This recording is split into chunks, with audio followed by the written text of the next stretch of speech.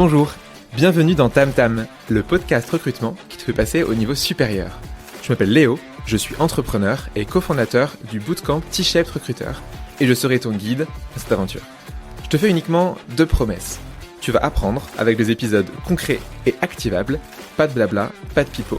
Et ça, il y a des gens que tu n'as pas l'habitude d'entendre au quotidien, les gens qui font le recrutement d'aujourd'hui. Ce podcast existe grâce à Tim Taylor qui le sponsorise. Tim Taylor, c'est l'ATS qui m'a fait aimer les ATS.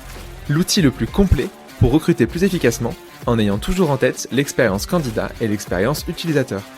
Merci à Tim Taylor de te permettre d'apprendre les invités de ce podcast et de t'offrir, à toi qui nous écoutes, un discount bien sympathique que tu trouveras en description. Mais bon, assez parlé, place à l'épisode du jour, c'est parti. Bonjour Louise, comment vas-tu ? Salut Léo, très bien et toi ?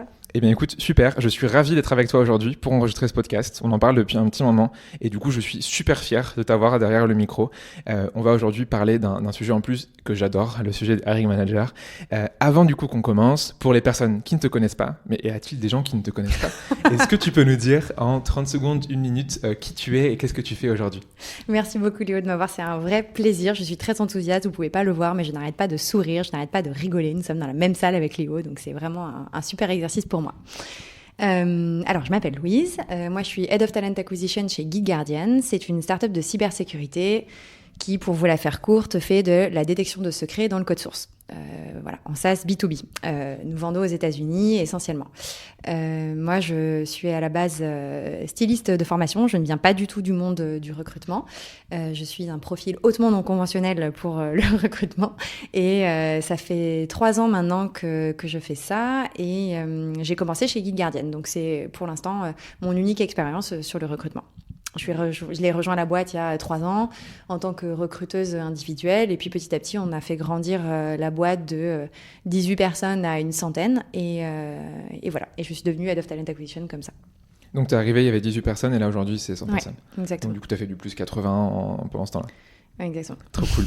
Et en effet, tu l'as dit, avant, tu n'étais pas du tout issu du recrutement. Et quand on s'est rencontrés pour la première fois, je me suis dit, tiens, c'est intéressant, un profil dit reconverti. Et je me suis dit, bon, voyons voir du coup ce qu'elle a dans le ventre. Et j'ai été fasciné parce que du coup, je trouve que par rapport à les années d'expérience que tu as, tu es une des recruteuses que j'admire le plus à Paris. Voilà, je le dis devant tous les gens qui vont nous écouter.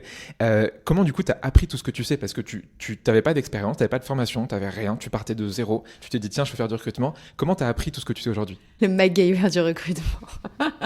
Bah écoute, c'est pas de mystère, Léo, je me suis auto-formée complètement.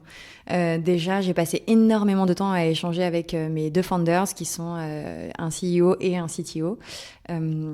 Et puis, j'ai énormément lu de livres. J'ai commencé aussi à échanger avec mes pairs parce qu'au début, bien évidemment, je n'avais aucun réseau, donc je ne connaissais personne. Il n'y avait pas de recruteur en interne, pas d'expert sur le recrutement pour m'apprendre aussi les bonnes pratiques. Donc, je dirais que j'ai appris vraiment sur le terrain. Et à un moment donné, quand même, j'ai fait une formation avec l'école du recrutement que je salue s'ils nous écoutent, qui est vraiment une excellente formation qui m'a permis en fait de synthétiser un peu tous les grands concepts que j'avais pu lire dans plein de sources écrites, que j'avais pu écouter un peu partout et de recadrer ça dans un contexte plus global. Et ça m'a permis de doucement mais sûrement d'effacer aussi mon syndrome de l'imposteur qui était très fort me concernant. Et voilà, c'était vraiment top. C'est vrai que la LDR, c'est hyper intéressant pour ça, quand tu commences en recrutement, que tu connais rien, ça t'apporte vraiment toutes les clés sur les différents sujets. Tu as une première approche et du coup, tu peux te lancer sereinement dans tes premières années de recrutement. Quand on s'est vu, quand on a préparé le podcast, je t'ai dit, je veux qu'on fasse un épisode ensemble. Tu m'as dit, moi, il y a un sujet qui m'intéresse, c'est les hiring managers. Donc, c'est le sujet du jour. Comment, justement, est-ce qu'on peut embarquer avec nous les hiring managers ?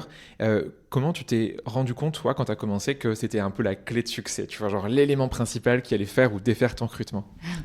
C'est une question qui est hyper pertinente. En fait, je m'en suis rendu compte très vite quand tu atteins tes propres limites.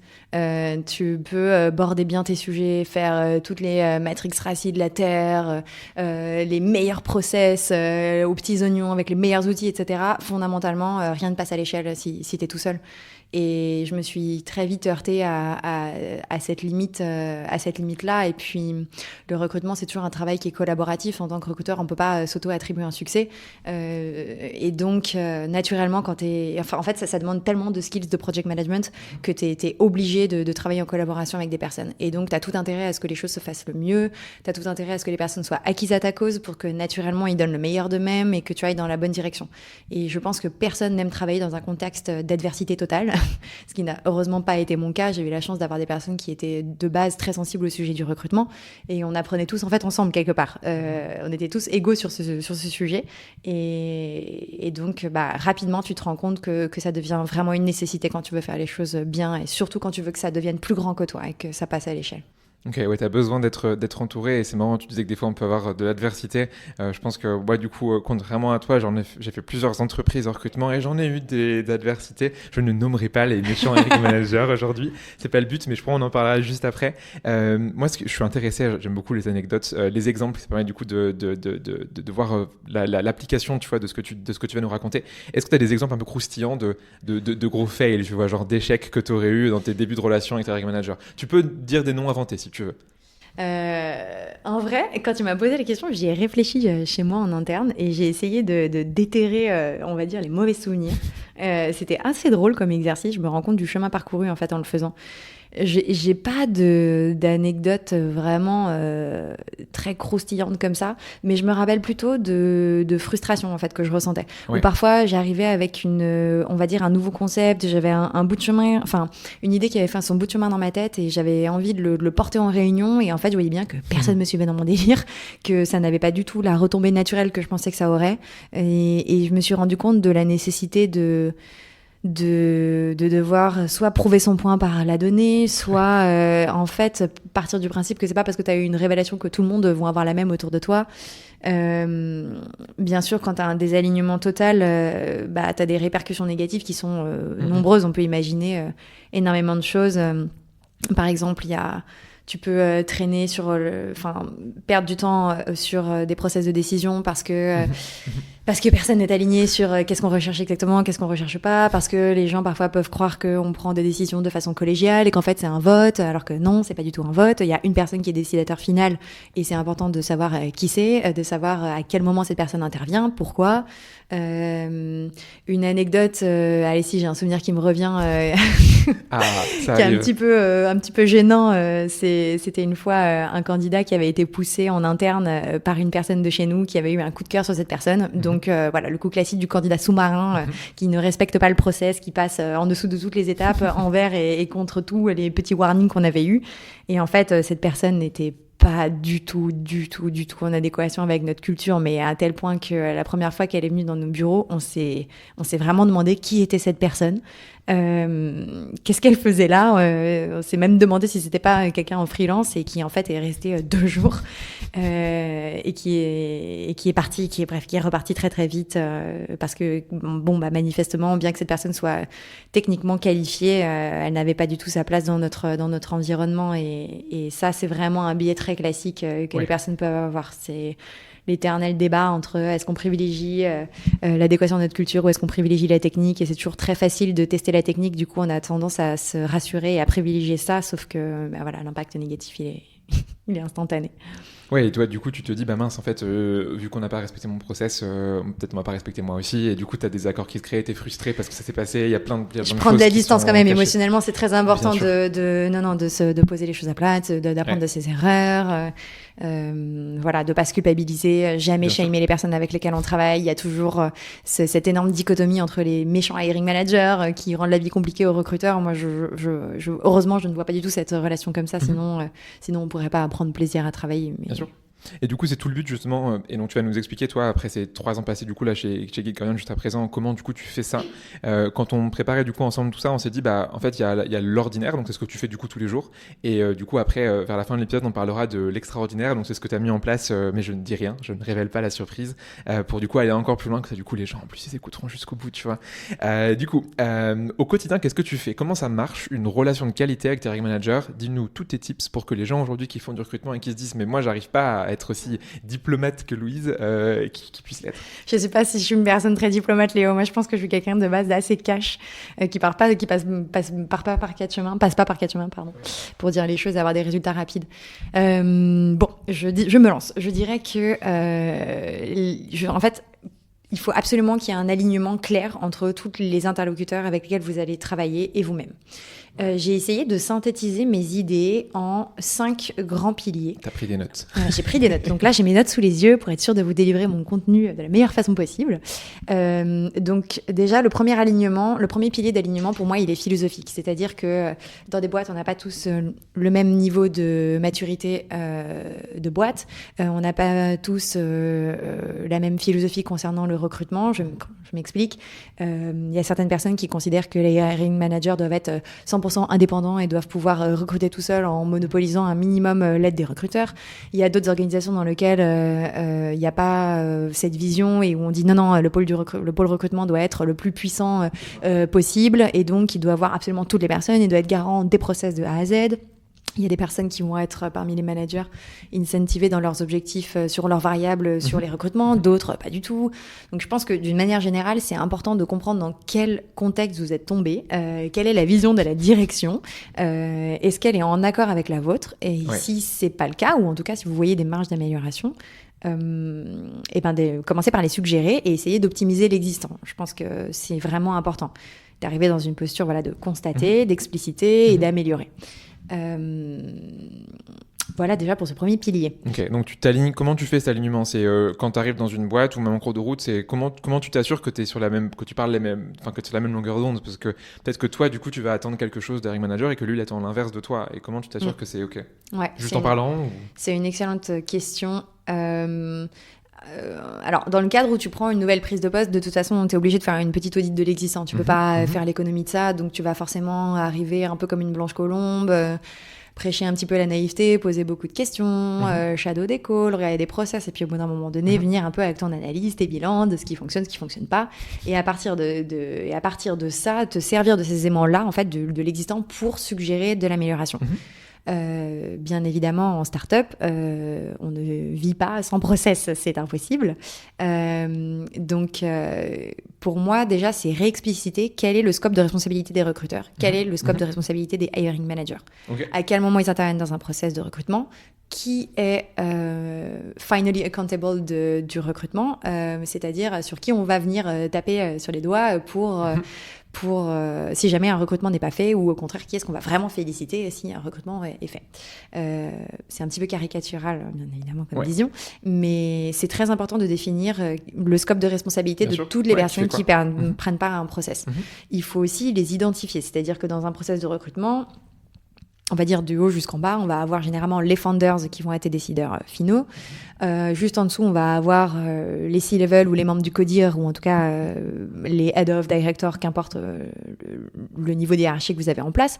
En dessous, on va avoir peut-être un niveau de mid-manager, et puis en dessous, on va aussi avoir des contributeurs individuels, des équipes qui vont pouvoir aussi prendre part à des phases de test, etc. Donc, bien évidemment, et puis il y a vous en tant que recruteur. Donc, toutes les personnes ont envie d'être entendues, toutes les personnes ont envie de savoir que leur voix compte et qu'elle va être respectée. Et donc, il faut déjà expliciter quels sont les niveaux déjà de management qui prennent part dans des process, au-delà de définir quelles sont les personnes en particulier, et ensuite qui est responsable de quoi. Voilà. Je pense que déjà, si on n'a pas assaini ça, on peut rien construire par-dessus. Ok. Donc tu détermines les rôles de chacun à chaque étape, et du coup, tu as, je sais pas, étape 1 c'est toi, étape 2 c'est moi, étape 3 c'est toi. Il y a des étapes communes aussi, par exemple, tu peux dire que la prise de décision à la fin, si on fait une offre ou pas, pourrait être commune. Une fois que tu as fait ça, que tu as déterminé, c'est quoi la suite? Comment du coup tu t'assures que tu as une bonne relation et que, je sais pas, les gens respectent leur rôle? Enfin, c'est quoi les pratiques que tu fais au quotidien, que tu recommandes aux gens qui font du recrutement pour s'assurer qu'on est bien, qu'on est aligné? Alors, dans ta question, généralement, quand on sait qu'on est aligné quand on observe les succès qu'on avait prédits. Et on sait qu'on ne l'est pas quand on voit bien qu'on n'atteint pas nos objectifs. Je pense qu'au-delà des process, ce qu'on a besoin, c'est de s'accorder tous sur qu'est-ce que sont les bonnes pratiques de recrutement, quelles sont celles qu'on a envie de mettre en place à l'intérieur. Moi, je ne pense pas du tout qu'il faille rusher au consensus et qu'il faille faire comme tout le monde parce qu'on l'a lu dans de la littérature startup ou dans des livres ou parce qu'un tel nous a parlé, transmis du savoir. Je pense vraiment qu'il faut se poser les questions en interne et rester proche du terrain. C'est vraiment quelque chose que je m'efforce toujours de faire, c'est ça. C'est rester vraiment pragmatique.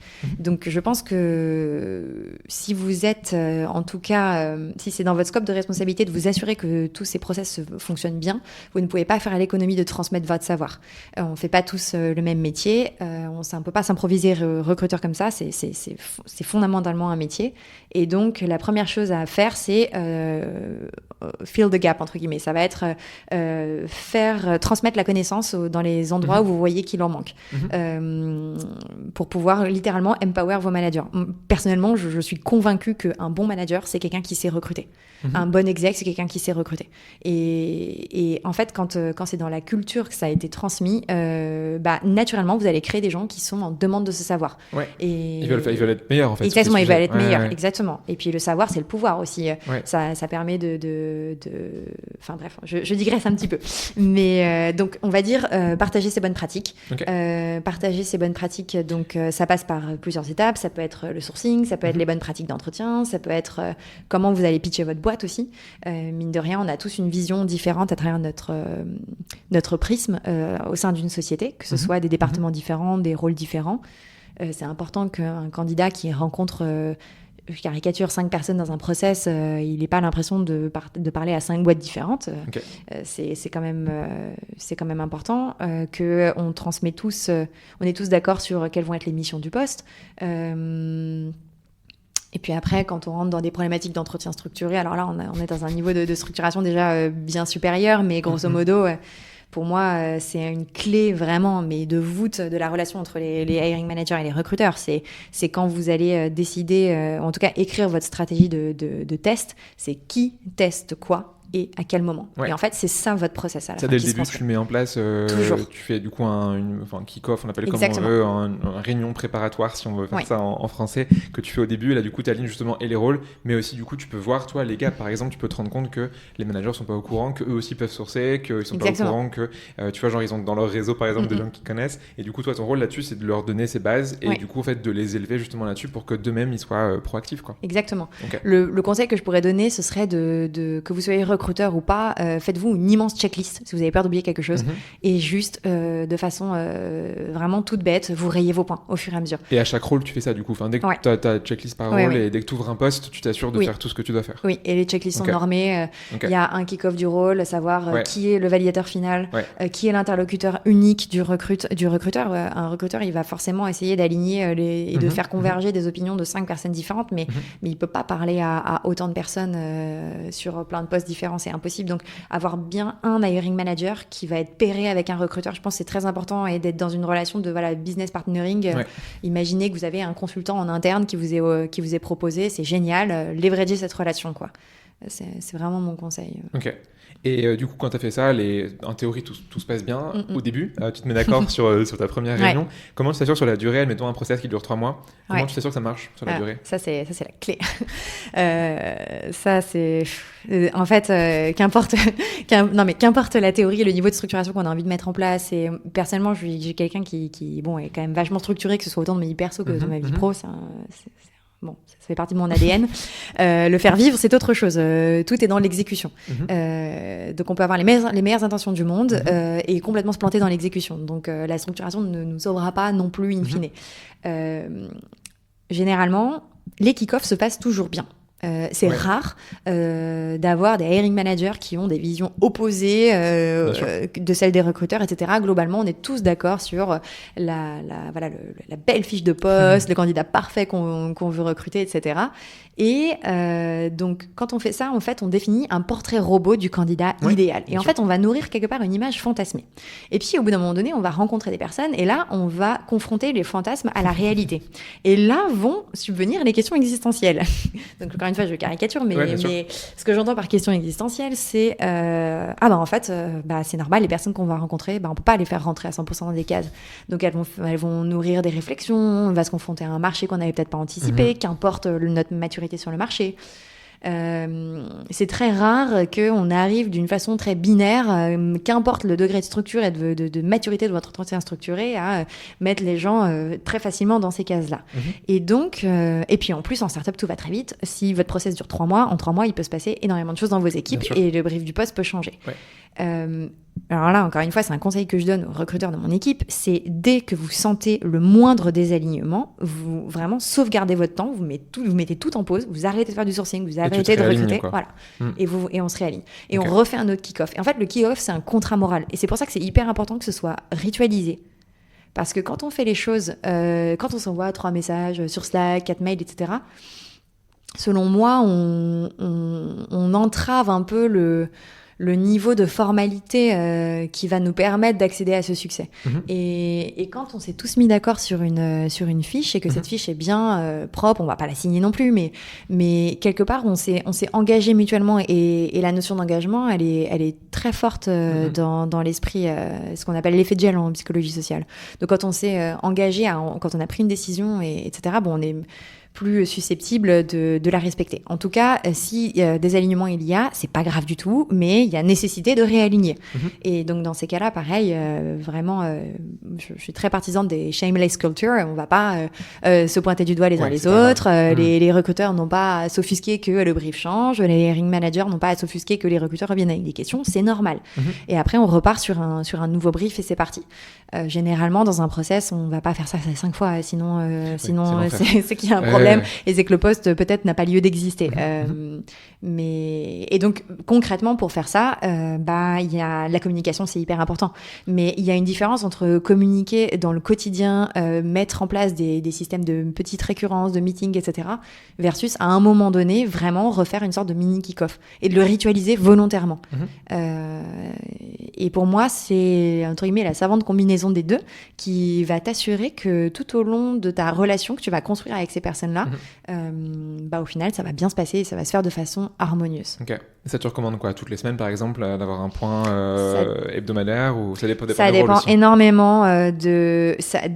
Déjà, j'ai envie de te dire, ça dépend énormément de à quel point les hiring managers et les recruteurs sont synthétiques et droit au but.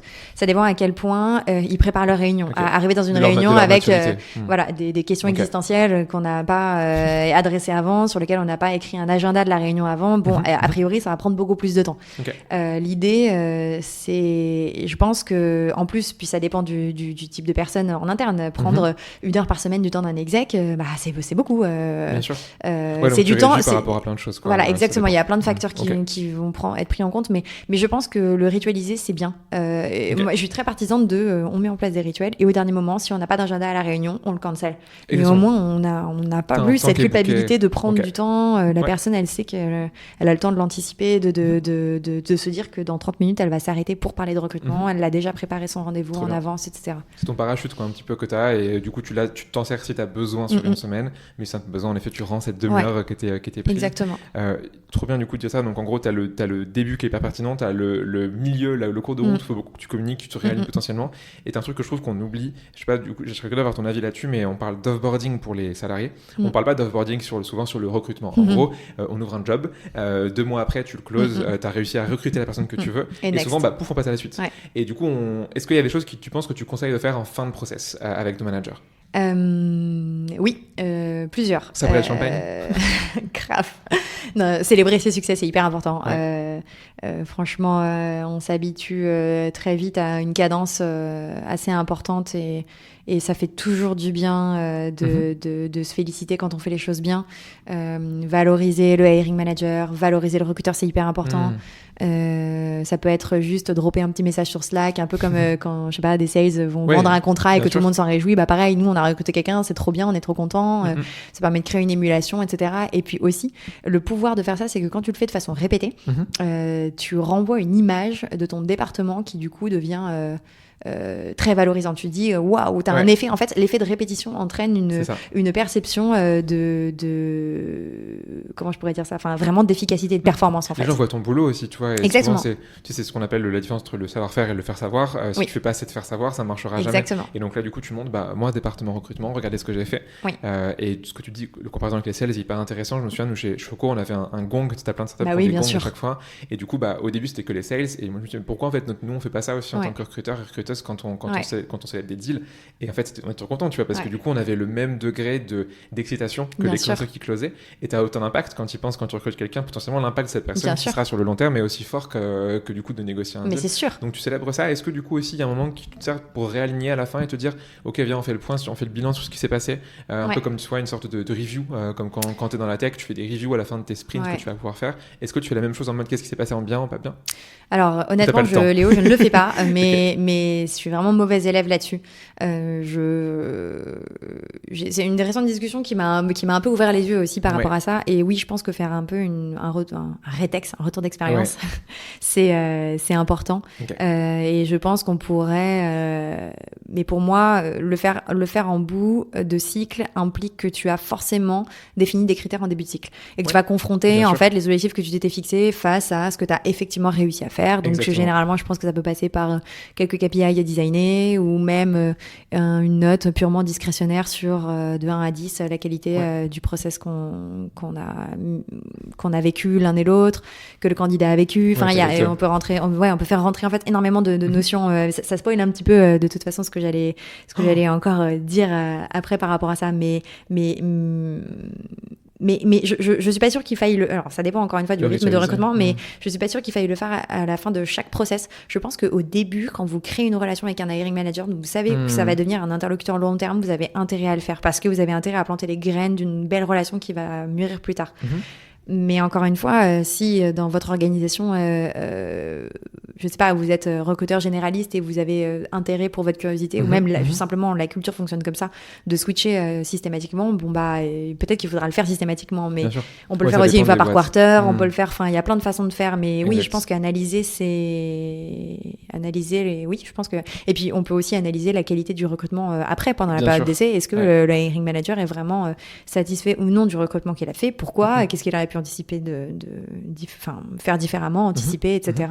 Ça permet de pas oublier que quand on confronte le fantasme à la réalité, ça vient aussi après avec des attentes, une performance, délivrer sur de la valeur, des objectifs, et là on rentre dans ce qui est très beau, qui est vraiment la complexité humaine, que toutes les personnes qu'on recrute sont toutes imparfaites, et c'est normal. Exactement. Et voilà. Trop bien. En vrai, hyper cool. Et c'est vrai que ce que tu dis, c'est que c'est très complexe. Enfin, c'est un truc qu'on oublie, c'est que le recrutement aussi, c'est si difficile des fois à cerner parce qu'il y a plein de choses qui sont pas mathématiques, en fait, scientifiques. Bien sûr. Là, du coup, ce que tu viens de nous dire, c'est un peu le monde idéal, c'est l'utopie. Est-ce que tu as des conseils pour les gens qui vraiment galèrent? Tu vois, moi, j'ai eu des boîtes dans lesquelles mes manager était vraiment joué contre moi. J'ai eu beau faire tout ce que tu dis, tu vois, j'avais pu l'appliquer. Et du coup, tu l'as, j'abandonne avec ces manager-là. Mais au lieu d'abandonner, est-ce que tu as des conseils sur quand ça marche pas, quand vraiment tu es au pied du mur, ça soit sur le début, le milieu ou la fin, ça va pas comme tu veux? Comment tu fais ça? Comment tu te combats contre l'adversité de tes managers? C'est une bonne question. Généralement, moi, je trouve que poser des questions aux gens, c'est un outil hyper puissant. Au lieu d'arriver avec mes gros sabots et de dire ça on fait pas bien parce que ceci, parce que cela, je vais lui dire ok, qu'est-ce que tu penses de ton niveau de satisfaction par rapport à... Quel est ton niveau de satisfaction par rapport à telle chose? Ok, ça se passe pas bien, d'accord. À quoi tu l'attribues? Okay. Et comment est-ce que tu penses qu'on pourrait changer du coup pour que ça se passe mieux? Et donc en fait, je pense que, encore une fois, je caricature un petit peu, mais c'est générer une prise de conscience. Et généralement, moi, je pense que je poserais la question ouverte à toutes les personnes qui vous rendent votre vie difficile, tout simplement. Pourquoi tu fais ça? Non, pas pourquoi tu fais ça, mais tout simplement leur dire, les mettre un peu au pied du mur et aussi parfois renvoyer à peut-être une forme d'ignorance sur un sujet précis, mais leur dire, à ton avis, comment on mesure l'impact d'un mauvais recrutement? Et aujourd'hui, c'est quand même très fort l'impact d'un mauvais recrutement. J'ai lu pas mal de choses dessus. Concrètement, un mauvais recrutement, Bon, outre le fait que vous perdiez du temps dans votre process, vous allez perdre du temps à onboarder quelqu'un, donc le temps c'est de l'argent, naturellement en jour homme c'est de l'argent de perdu. En plus de ça, c'est encore plus vrai dans les professions techniques, quelqu'un qui est mauvais techniquement, clairement, il va peut-être vous créer littéralement de la dette technique. Donc non seulement vous allez rien pouvoir construire par-dessus, mais en plus vous allez devoir refaire derrière cette personne. En plus, si on a une personne qui est... donc nous, on analyse un peu ça en deux colonnes, les mots, entre guillemets, enfin, en deux typologies de personnes, les bad performers bad performance et bad behaviors. Mais donc, dans un cas dans lequel c'est un problème de comportement et pas tant un problème de performance, pareil, un salarié qui va avoir une attitude négative et va générer de la toxicité en interne, ça va générer un désengagement des personnes autour de vous pour lesquelles vous vous êtes donné tellement de mal à recruter, etc. Donc, c'est une vision un petit peu catastrophe, mais je pense que générer la prise de conscience à travers quelques stats fortes, c'est hyper important. Et je pense que une fois que... Alors, il y a deux façons pour moi de générer de la prise de conscience. Il y a une autre façon que... Alors là, pour le coup, je t'avoue, Léo, je n'ai jamais testé ça et ça m'a trop donné envie de le faire. Et j'ai lu un article hyper intéressant, je pense que tu communiqueras sur le lien. En commentaire, du coup, qui consiste en fait à créer un survey à envoyer au hiring manager et aux recruteurs, dont le but est d'évaluer la qualité de leur relation. Et là, il y a énormément de questions qui peuvent être posées. Concrètement, vous envoyez deux formulaires qui sont deux formulaires différents, un aux recruteurs, un aux hiring managers, et vous allez leur demander voilà, exactement, sur des thématiques précises, qui va être la façon dont ils travaillent ensemble, la qualité du kick-off meeting qui a été fait, la qualité du sourcing. Donc, est-ce que les profils que vous envoyez sont pertinents, des process de recrutement, etc., etc. Et en fait, après, vous allez faire, en fait, ça permet de créer de l'empathie parce que ça permet de dire au hiring manager, voilà la façon dont je te perçois, et au hiring manager, voilà la façon dont je perçois le recruteur. Et tu peux être cash, tu penses, dans ça, ou vraiment je pense que quand on génère une prise de conscience, c'est jamais très agréable et que le résultat il est toujours un petit peu violent. L'idée, c'est, encore une fois, c'est jamais de shamer les personnes avec lesquelles on travaille. Et puis nous, on n'a pas la science infuse non plus. Et puis, quand on a fait le choix de rejoindre une boîte, si on s'est un petit peu trompé sur son choix, j'estime qu'il faut assumer. Donc, soit il faut trouver son remplaçant et partir proprement, soit à un moment donné, entre guillemets, porter les difficultés qu'on rencontre. Et c'est pas grave, c'est dans toute difficulté aussi une opportunité d'innover. Et la preuve, c'est que j'ai jamais fait ça parce que j'en ai jamais ressenti le besoin. Mais en soi, je pourrais le faire simplement pour faire un audit de... Pour ton ego, voilà. tout simplement. Non, pas mon ego. Non, je suis pas sûre de... 10 sur 10, non, je ne pense pas que je pense pas que c'est ce qui ressortirait. Non. J'ai mal pensé, mais je ne pense pas. Je me suis posé du coup des questions existentielles là-dessus. Je me suis dit, mais si je le faisais, quels seraient les résultats ? Et bon, je me suis dit non, tu te tortures pas l'esprit avec ça tant que tu l'as pas fait dans le questionnaire. Et donc ça serait une des solutions. T'en aurais du coup une deuxième qu'on pourrait donner de solutions pour si jamais ça se passe pas bien. Oui, je pense qu'il faut absolument valoriser son travail. Ouais, on dit sur le faire savoir en fait quoi. Tu montres ce que tu fais au quotidien. Et c'est vraiment important. Et en vrai, je pense que d'ailleurs, les deux conseils que je vous ai donnés, n'importe qui pourrait en bénéficier, même dans un contexte dans lequel ça se passe bien. Toutes les fonctions support ont un peu ce complexe d'être des fonctions support et te disent tous on est business partner des fonctions. Donc voilà, en finance on dit ça, en RH on dit ça, en recrutement on dit ça. Voilà, quand j'ai interviewé des candidats pour toutes ces fonctions-là, ça m'a fait sourire parce que c'est le mot qui revenait à chaque entretien que j'avais avec des dizaines de personnes. Bon, c'est assez vrai, cela dit. Il y a une part de vrai là-dedans. Mais je pense que, en fait, naturellement, c'est un peu le concept de la blouse blanche. Quand vous allez arriver avec une casquette d'expertise, naturellement, les personnes vont être un petit peu curieuses et peut-être plus enclins à respecter ce que vous allez dire. Mais c'est hyper difficile d'arriver avec une posture d'expert. Et puis surtout, parfois, on n'est pas expert soi-même. Ou tu prends une blouse blanche et tu arrives au bureau avec une blouse blanche et ça marche et tu vends une dentifrice. Et tout le monde a craqué. Tu sais, Oral-B, on a les meilleures boîtes à dents. Exactement. Non, je pense pas que ça fonctionne. Mais en tout cas, ça veut pas dire qu'on n'a pas des convictions fortes et qu'on peut pas les défendre. Donc je pense que il faut communiquer pour valoriser son travail. C'est hyper important. Donc quelques petits tips directement actionnables. Vous pouvez communiquer en interne. Donc vous pouvez développer des newsletters en interne sur toutes les initiatives que vous êtes en train de faire. Vous pouvez lors de vos press, je sais pas si vous faites des all hands meetings, mais si vous faites des présentations devant toute votre boîte, ne pas pas présenter uniquement vos résultats à travers des KPI, une volumétrie de recrutement, etc., mais parler de tout ce qui est qualitatif et structurel et qui entoure ça. Des initiatives que tu mets en place, des projets. Exactement. Et même si elles existent déjà, en fait, si elles n'ont jamais été valorisées et qu'on n'en parle pas, eh bien, en fait, c'est renforcement positif. C'est aller nommer ce qui ne va pas et aussi nommer ce qui marche et qu'on a envie de voir se reproduire dans le futur. On peut communiquer à différents niveaux en interne, c'est hyper important. On peut communiquer à sa direction, on peut communiquer à son codir, on peut communiquer à ses managers, on peut communiquer à n'importe qui à la cafette. Je pense qu'il faut ça se prépare. C'est pas quelque chose qu'on fait sur un coup de tête. Il faut la manière d'un calendrier de création de contenu. Que vous disiez, voilà, j'envoie, je sais pas, une newsletter par semaine ou une newsletter par mois. Qu'est-ce que je vais dire dedans ?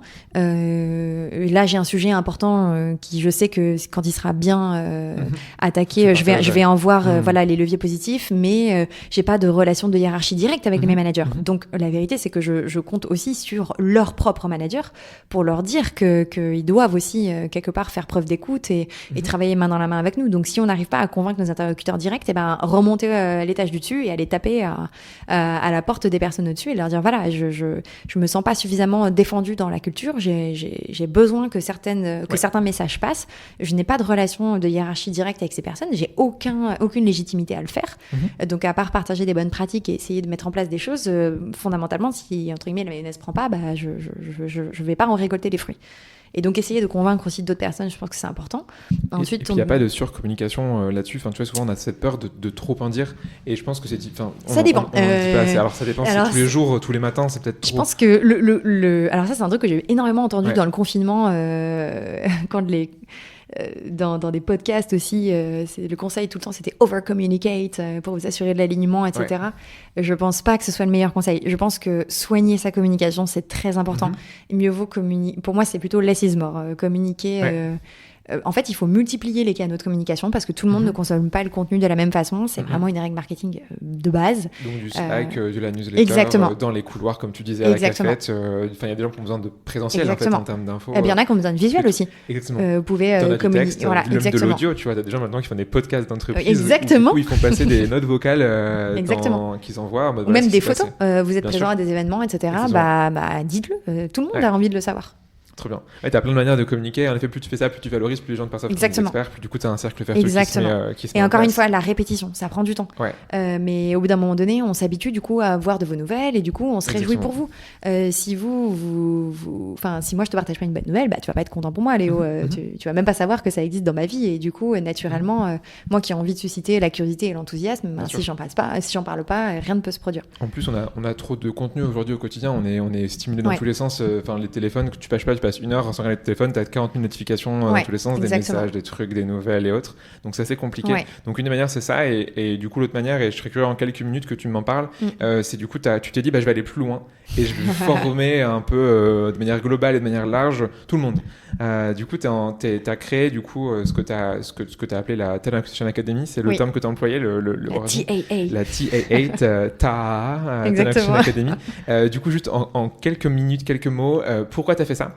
Et grosso modo, c'est quoi les thèmes que tu couvres ? Alors, pas forcément dans le détail, tu vois, mais c'était quoi la raison derrière la création d'une académie interne ? Et deuxièmement, du coup, qu'est-ce que tu leur apprends à ces hiring managers ? Alors c'est un travail de longue haleine, la création de la Talent Acquisition Academy. Pour le coup, j'ai pu enfin trouver le temps de faire ça parce que j'ai une super équipe maintenant. Et du coup, je passe beaucoup moins de temps à faire du recrutement dans l'opérationnel. Et ça a vraiment été un game changer dans l'apparition de cette initiative. Si vous n'avez pas le temps et que vous êtes sous l'eau aussi sur vos objectifs, allez pas vous culpabiliser parce que vous n'avez pas le temps de faire ça. Vraiment, c'est totalement normal. Alors en fait, pourquoi on a fait ça ? Tout simplement parce que encore une fois, je caricature à l'extrême. Sur ces 3 années d'expérience chez Guide Guardian, la première année, on a construit l'équipe par le bas. C'est-à-dire qu'on avait nos 2 founders et on avait besoin de bras, entre guillemets, pour faire le job. Donc, on a recruté énormément de contributeurs individuels. L'année d'après, on s'est dit, on ne peut plus manager tout le monde en direct, c'est invivable. Il nous faut du management et en particulier la direction. Donc, on va recruter tout le codir. Donc là, on a recruté que des execs. Encore une fois, on n'a pas recruté que ça. Mais cette deuxième année. En vrai, c'était hyper intéressant. Et toutes les années étaient intéressantes. Et la 3e année, comme on a continué de remplir aussi la boîte un peu par le bas, naturellement, on arrive à des ratios d'équipe qui sont trop grands et donc dans lesquels on a besoin de mettre du mid-management. Bien sûr. Et donc là, on a promu des gens en interne et on a aussi recruté en externe. Et donc d'un coup, je me retrouve avec un nombre d'interlocuteurs multiplié de façon exponentielle et je me dis, oulala, je peux plus me reposer sur les anciens qui étaient, entre guillemets, la première génération d'employés avec moi et avec lesquels on se connaît par cœur et avec lesquels on a partagé nos combats, on a grandi dans notre réflexion. Avec eux, exactement. Et là, je me dis, mince, encore une fois, comment je fais passer tout ça à l'échelle ? Et c'est difficile parce que il y a certaines personnes qui, en fait, on arrive tous avec notre somme de connaissances, avec des choses qu'on doit désapprendre et des choses qu'on doit apprendre et des choses qu'on doit faire perdurer aussi. Et qu'importe l'ancienneté dans une boîte ou l'ancienneté dans la vie active, il y a vraiment des choses. On est tous égaux face à ça. Il y a vraiment des choses qu'il faut désapprendre. Et pour moi, la meilleure façon de faire, c'est du coup de se retrouver sur un cercle commun de qu'est-ce qu'on décide, qui sont nos valeurs de recrutement. Et donc, en fait, c'est clairement la multiplication des interlocuteurs qui a été le déclic, qui a vraiment été l'élément déclencheur. Trop de gens, quoi. Exactement. Et après, bien évidemment, tu peux encore une fois toujours en bénéficier, tu peux avoir envie de faire les choses bien parler de ce qui te passionne, et ça, c'est super agréable. Mais le trigger, ça a vraiment été ça pour moi. Donc, trop de gens qui sont arrivés et qui ne sont pas forcément au niveau. Et qui viennent avec des questions aussi. Exactement. Et qui sont demandeuses de leur côté. Et toi, du coup, tu as envie aussi qu'ils soient au niveau. Et du coup, tu leur apprends quoi à toute cette troupe de gens?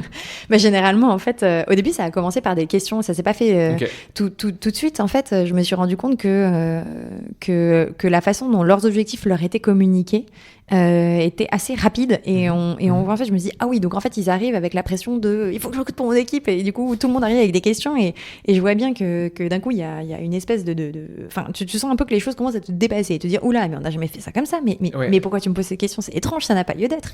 Et en fait, je me suis dit, bon, c'est normal, on va tout remettre à plat. Et donc, j'ai d'abord commencé purement et simplement par structurer de la documentation. Moi, j'adore écrire. Donc, il n'y a pas de magie, hein. Faut s'y mettre, faut ouvrir une page Google Doc ou une note, qu'importe. Il faut que vous notiez déjà par thématique un squelette. Vous vous lancez pas dans l'écriture de phrases. Déjà, notez des bullet points de tout ce que vous avez envie de transmettre. Et puis commencer à en parler autour de vous, parce que naturellement, les questions d'autres personnes vont alimenter cette somme de choses à transmettre. Exactement. Les trucs qui sont évidents peut-être pour toi ne sont pas pour les autres. Oui, exactement. Mais ça, c'est super dur quand on est ancien dans une boîte, en fait, où on fait les choses par automatisme et où on en oublie En fait, on a perdu le regard du récent onboardé, quelque part. Comme je sais pas, quand tu dois apprendre à quelqu'un à faire du vélo. J'ai jamais appris à quelqu'un à faire du vélo, mais je pense que ça doit être compliqué. Mais pourquoi t'as pas l'équilibre? C'est quoi ton problème? Juste tiens debout. Je sais pas, c'est pas normal. C'est vrai, ce qui tient du réflexe, c'est toujours le plus difficile. Donc j'ai écrit de la doc. Concrètement, ça c'est le format aujourd'hui final, mais bon, c'est jamais qu'une V1, hein, c'est toujours un work in progress. C'est concrètement plusieurs pages Notion, du coup, qui sont abordées dans un ordre précis quand même. Et je les divisé par 2 très grandes thématiques. La première thématique, c'était la structuration, les méthodologies, les process. La deuxième thématique, ça va être tous les aspects qui sont beaucoup plus comportementaux et qui sont, pour le coup, vachement moins abordés d'une manière générale, un petit peu plus mystérieux pour certaines personnes. C'est pas des sciences exactes, en fait. Enfin, ton process, tu pourrais le dire que tu le suis à la lettre, par exemple. Si tu as un process de recrutement, c'est facile à faire. C'est étape 1, 2, 3, 4, 5. Mais par exemple, je sais pas, genre les biais, c'est tellement vague déjà. Toi, arriver à comprendre ce que c'est, comment ça marche, comment tu peux les éviter ou pas d'ailleurs. Exactement. Puis après, transmettre l'information, c'est compliqué. Mais les sujets de formation, c'est en vrai, je me suis rendu compte que c'était un métier. Hein. C'est pas parce qu'on sait bien faire et qu'on s'est coaché que on parle dessus. Exactement. Non, mais vraiment, je me suis vraiment heurtée à ce constat-là. Et c'est pas parce que notre contenu il est hyper clair et bien structuré que quand on le partage, d'un coup, on va générer les déclics dans les têtes de nos interlocuteurs. Donc concrètement, les chapitres que j'ai mis en place dans la première partie, ça va être déjà expliquer qu'est-ce que c'est qu'un plan de recrutement et comment il est défini. Bon, nous, on est ultra business oriented, c'est-à-dire que notre plan de recrutement, il est basé purement et simplement sur notre business plan. Voilà. Et donc notre but, ce n'est pas de recruter le plus grand nombre de personnes. Notre but, c'est de recruter les bonnes personnes au bon moment. Ce n'est pas de sous-délivrer, mais c'est pas de sur-délivrer non plus, parce que ça a du coup un impact sur le BP et donc ça représente du budget et voilà. Bien sûr. Ensuite, je leur ai parlé de la méthode de l'entretien structuré. Et puis ensuite, on va dire les basiques, comment se préparer un entretien, comment conduire un entretien, voilà, comment écrire un compte-rendu, comment motiver des candidats aussi. Je me suis rendu compte que c'était pas forcément évident. Et dans l'aspect plus comportemental, on a parlé de discrimination, c'est hyper important, de biais cognitifs.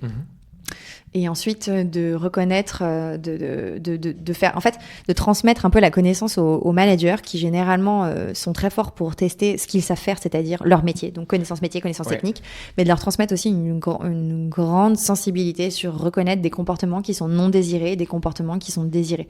Parce qu'en fait, aujourd'hui, c'est de bon ton dans le recrutement d'essayer de faire les process les plus structurés de la Terre, et je suis totalement onboardée avec cette vision, mais ça reste en fait essayer de normer des entretiens et d'essayer c'est comme designer une expérience scientifique avec une variable humaine à l'intérieur et d'essayer de faire en sorte que cette variable humaine s'exprime quelque part le moins possible, mais la vérité est plus complexe, et je pense que trop de structuration peut parfois annihiler aussi notre sensibilité, notre capacité à reconnaître certains comportements qui sont désirables ou non désirables, et donc déjà les nommer.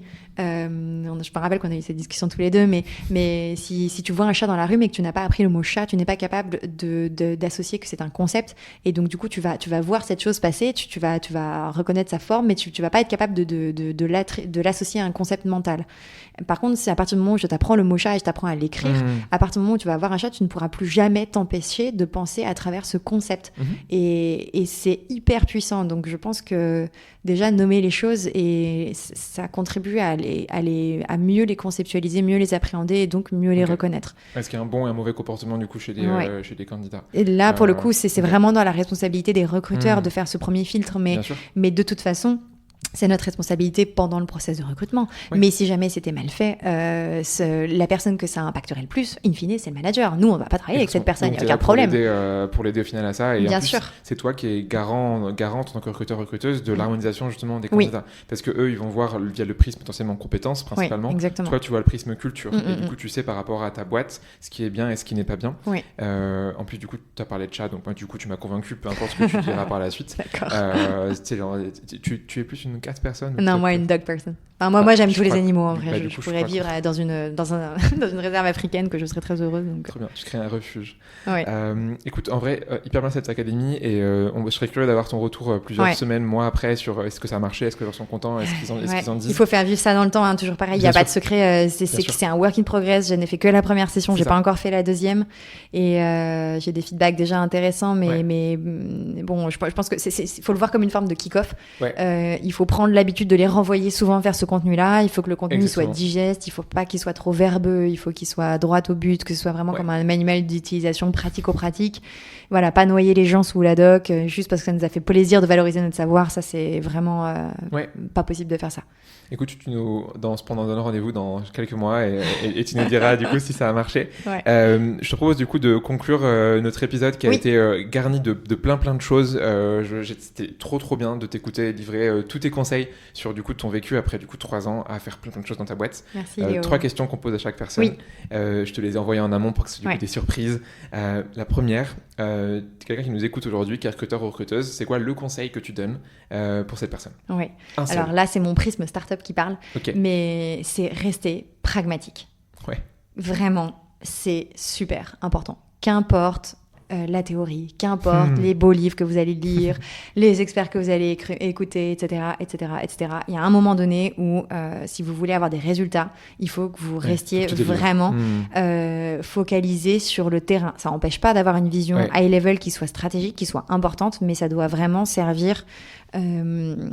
Ça doit avoir un but concret. Après, ce conseil, vraiment, pour moi, ça applique quand on est dans une structure émergente, quand on a besoin d'être opérationnel très vite, et ce qui est souvent le cas dans nos métiers. Mais quand bien même, on prendrait des décisions très stratégiques. Boîtes, voilà, dans un grand groupe, tu pourrais dire la même chose. Dans une PME, c'est la même chose. En gros, le pragmatisme, tu l'appliques partout. Et je crois que tu as peut-être du coup ce biais déformant de la startup, mais en fait, dans n'importe quelle boîte, tu peux l'appliquer. Mais c'est aussi ce qui m'a sauvée. Tu vois, moi, j'arrivais avec mes yeux fraîchement débarqués, je savais pas ce que c'était qu'une start-up, j'avais jamais fait de recrutement de ma vie, vraiment, je comprenais même pas pourquoi on me faisait confiance, je me suis dit mais je vais me planter, ça va être terrible, vous êtes sûr de vouloir me donner cette responsabilité? Bon, voilà, j'ai fait des erreurs comme tout le monde. Ça m'a pas empêché de dormir la nuit. Et puis, personne d'ailleurs, on a bien avancé ensemble. Et aujourd'hui, on est tous hyper fiers de ce qu'on a réussi à accomplir.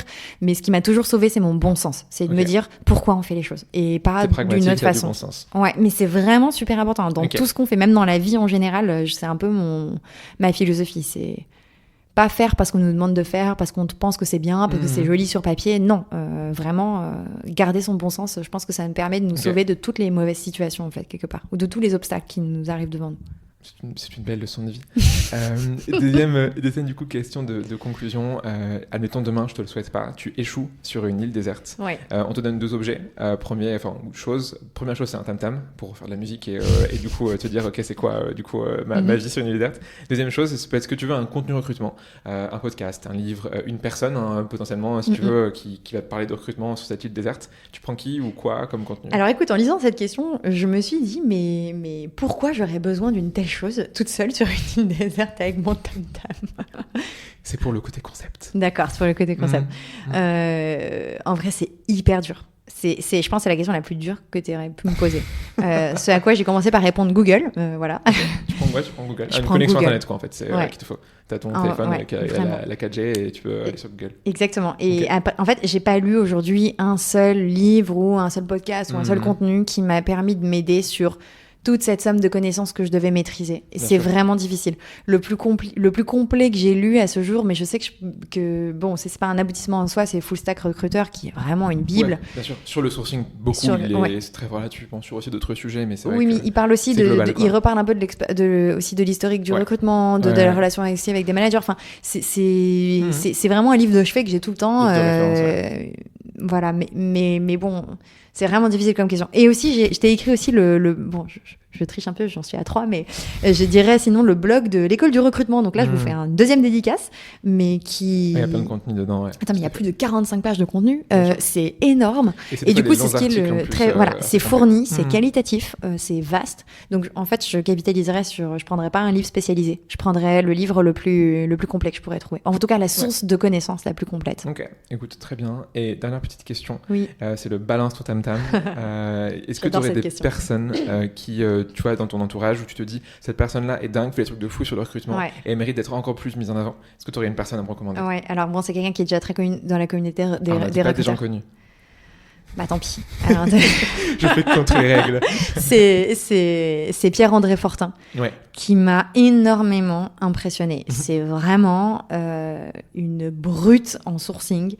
C'est quelqu'un qui est passionné par l'OSINT. C'est clairement... Mais lui, c'est même plus son métier, c'est un lifestyle. Bien sûr, c'est sa passion en fait. Et voilà. Mais c'est quelqu'un de passionné, de gentil, qui en plus est un excellent vulgarisateur. Il a une petite chaîne YouTube avec peu de contenu, mais le peu de contenu qu'il y a, franchement, mais allez-y, regardez ses vidéos. Et tu es prêt à répondre à tes questions en fait. Mais toujours. Et puis surtout, il a testé tellement de choses. Enfin vraiment, moi le jour en fait où j'ai discuté avec lui, je me suis dit ah ouais c'est ça un vrai sourceur. Je me suis dit oh là là mais ma pauvre, c'est pas là-dessus que tu vas capitaliser. Je me suis dit ok.